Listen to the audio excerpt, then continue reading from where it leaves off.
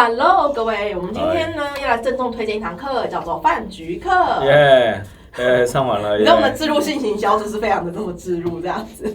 本集节目由阿金人生进化中赞助播出。看烂透。这边是登机前广播，最后登机呼叫。这里是机长 King 广播，感谢您搭乘阿金宇宙航空，本次航班编号 TK0701，将由台北小巨蛋飞往火星。时间是2026年7月1号正式起航。目前航班已经开放登机，请尚未登上太空船的旅客加速登机。提醒您，此趟航空不提供保证，不提供承诺结果，也不接受等我准备好再说的登机理由。如果您正在犹豫，不是因为您不够好，而是这是一趟真正会改变你人生的旅程。再次提醒 ，VIP 登机门即将关闭。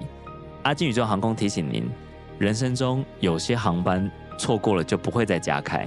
谢谢您准时登机，再会。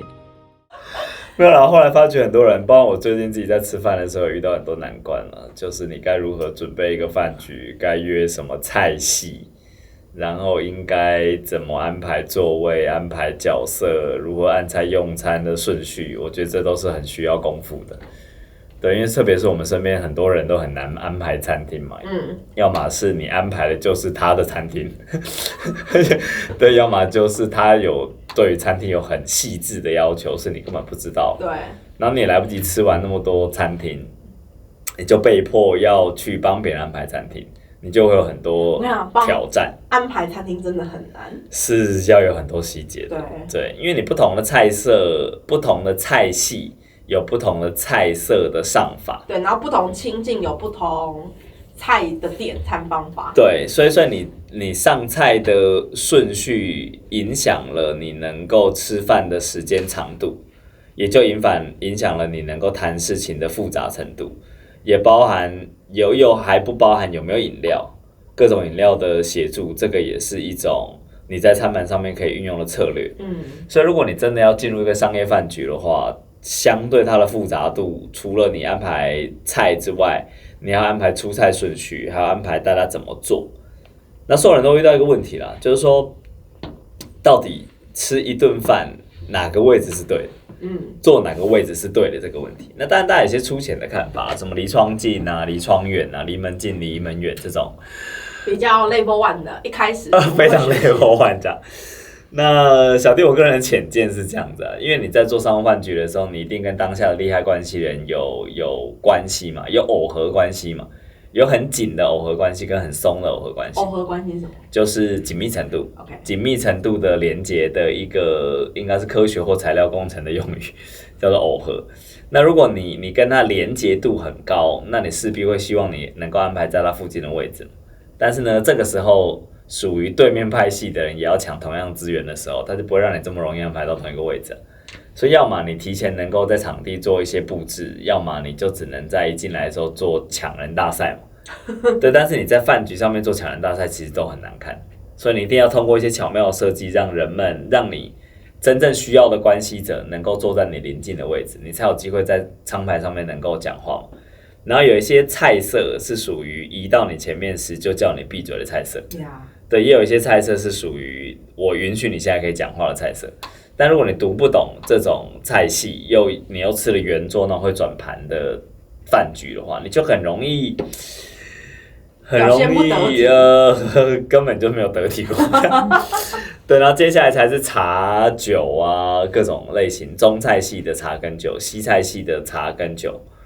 对，然后中菜的甜点相对结构很单纯，然后样式也很容易料理，也很容易入口，吃完之后也不丑。但是西菜式的如果你要吃到甜点，那也很难处理。然后刀叉也要跟着换，好多东西盘子要跟着换。所以每一次在移动东西时，你能不能跟着那个顺势移动到你想要接近的人，那个也都是在西菜里面你可能要注重的技巧。所以饭局课在干嘛？再讲一些很粗浅的基本餐桌礼仪，那个应该是大家属于你稍微做点功课你就会学到的东西。当然真的难的地方是你如何运作一个饭局，在饭局上你能够达成你要的目的，然后完成你最后的目标，是通过你跟服务员、跟菜色、跟刀盘就是跟餐具的关系还有位置的关系来形成，所以它是个很复杂的矩阵。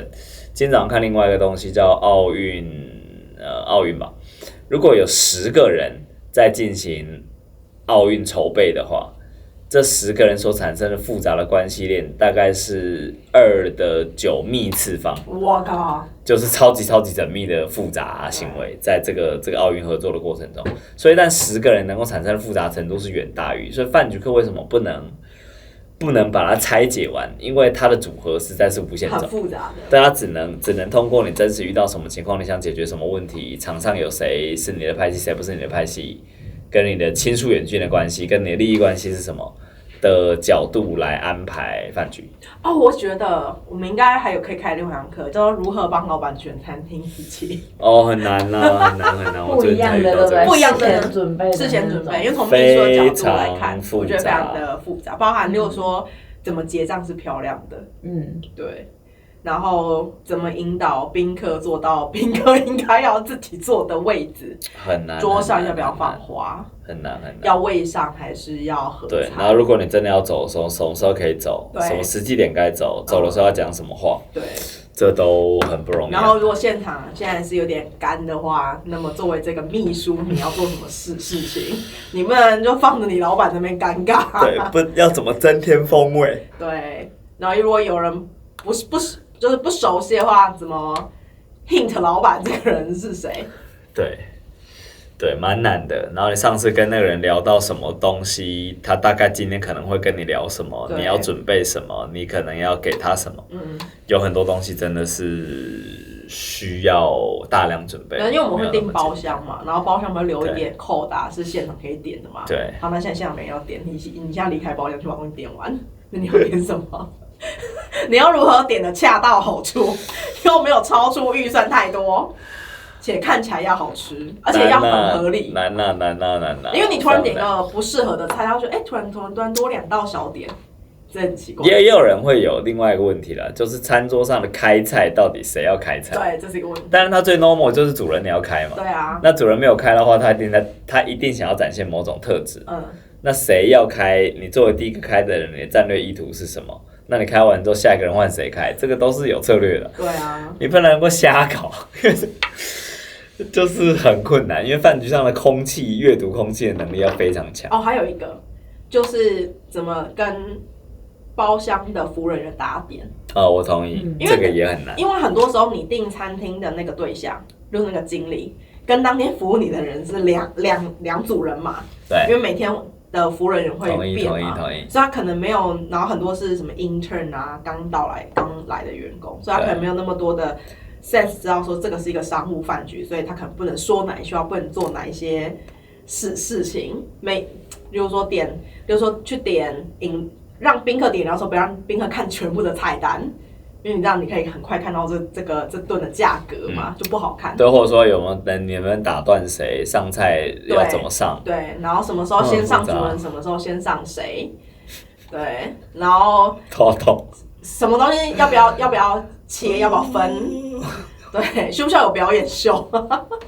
就需要跟这个饭店人就服务人先打点好。对，因为你没有去规划这个东西的话，你就会看到那个痕迹啊，不好看。对，就吃起来饭的时候卡点很多，然后会有一人破坏那个流程，对，就会觉得吃饭很难吃。对，可以理解。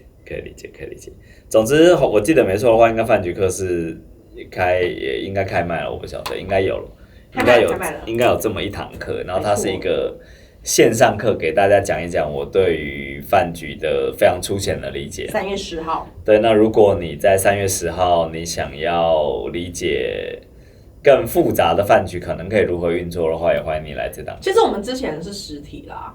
对，但那个实体一开之后，没有人能够吃饭了。而且我讲我们是这样，我们是第一次先尝试在教室里面上，但我们是叫了桌菜来模拟，然后给大家一些任务，就发现这个大家完全没办法进入这个状况，动不了，因为那个复杂太错综复杂了。好，所以第二次我们改，我们先上课再吃饭，依旧没办法，脑人要爆炸。